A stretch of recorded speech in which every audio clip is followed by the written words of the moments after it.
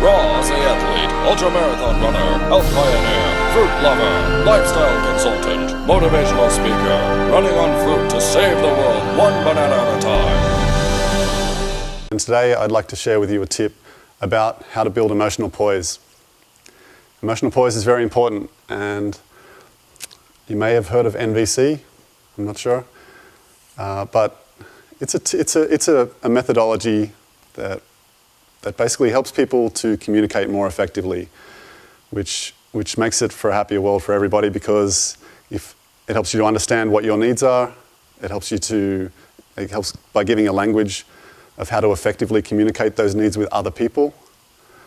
And then if other people also studied NVC, they can then engage with you in a meaningful, productive way to really address the real issues rather than having misunderstandings through ineffective communication.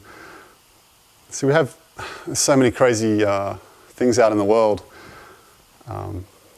where people just, we're taught to be, basically the way a lot of us are brought up is we're fearful of communicating our needs to other people.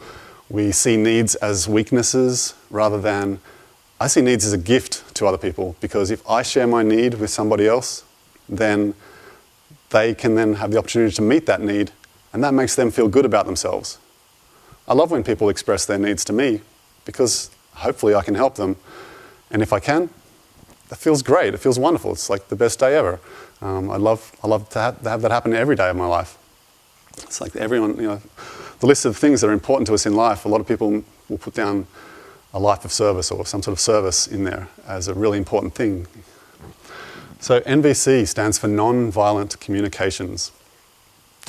I'm not a fan really of having the word violent in the name and then having non-violent, but apart from that, I love everything about NVC.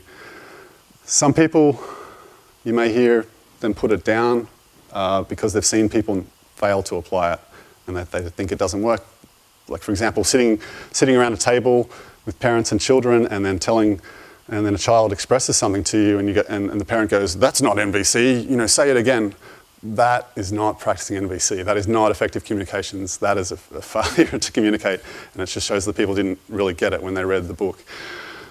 NVC was created by somebody called Marshall Rosenberg, who grew up, had a tough life in the Bronx area, around that area, very, very rough life. He saw people get killed. He saw people looting and stealing from each other and all sorts of abuse and horrible things. And he really studied it. He spent his life studying this. He spent 40 years of his life building up these methodologies. And he has ended wars between countries by getting the leaders to actually communicate effectively. He's a pretty amazing guy. I encourage you to check out any of his videos online. Marshall Rosenberg. And so NVC, basically you first need to understand what your needs are before you can communicate them to somebody else. Once you do, if I express my need to you, say when I'm around you, I feel something that doesn't make me feel so good, but the way I express it to you may be very ineffective. Like I may say, whenever you do that, you make me feel stupid. And there's a lot of things wrong with that sentence. Firstly, stupid isn't a feeling. I can't feel stupid. I may feel lonely, I may feel sad, I may feel upset, I may feel frustrated, but stupid is not a feeling. A second problem with that statement is you make me feel stupid. You can't make me feel anything. I am the one that feels. You could have the same conversation with me and with somebody else. They may just go, "Oh wow, that person's got some serious issues. I wish I could help them with it." They don't feel stupid is in our example. They don't feel whatever they're feeling. They don't feel upset, but they feel maybe sympathy or empathy or just the feeling to want to reach out and help you or give you a hug. And maybe you say it to me, and I go inward and get angry and feel like it's your fault for making me feel this way. I'm not.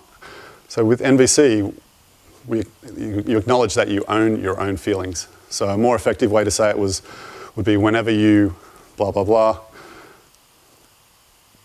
it makes me feel lonely, sad, upset, frustrated. Anyway, it's a beautiful language. I encourage you to check out the book, the workbook. There's nonviolent communications for children. There's so many resources out there. There's charts, and they have charts showing which words are feelings, which ones are not. If you're using this word, then it says, well, this is a more appropriate word to use, and all this thing. So you'll really learn a lot about language and how to effectively communicate what you're feeling, as well as getting in touch with what you're feeling so you can express that to the world and work on it. And maybe some of it you have to work on within and grow that way. But it opens up a whole new world. At the end of the day, be responsible for how you feel. And with NVC, that can make that ride a lot easier. I look forward to sharing some more tips with you about emotional poise. Have a beautiful day. Stay tuned for the next exciting adventure with Raw Aussie Athlete. Here, Raw Aussie Athlete reveals secrets from the depths of the galaxy. Watch Raw Aussie Athlete on his valiant and chivalrous pursuits, surrendering to the noble values of honesty, openness, and integrity, and to the timeless traits of truth, justice, and the 80-10-10 way. How will his life unfold? Which mountain will he next conquer? Where will his heart lead him? Will he find true love?